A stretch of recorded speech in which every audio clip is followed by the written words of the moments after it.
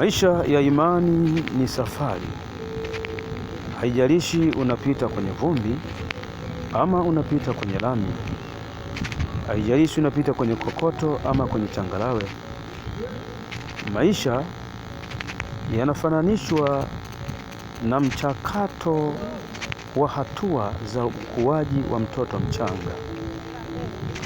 Lakini imani inataka kujitoa, inataka kujituma bila kujali umezungukwa na kundi la aina gani, bila kujali mazingira yanayokuzunguka yanatoa ushirikiano juu ya imani yako au la.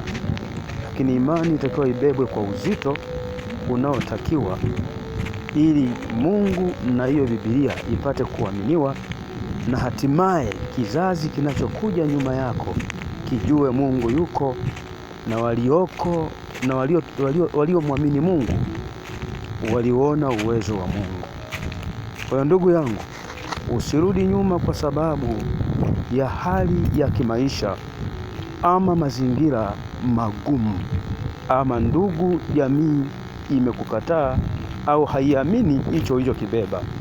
Wewe songa mbele na Yesu, na Yesu kwa wakati na majira akikuamini ataonekana kwa mshindo, na thamani yako itarudi kwa nguvu zote.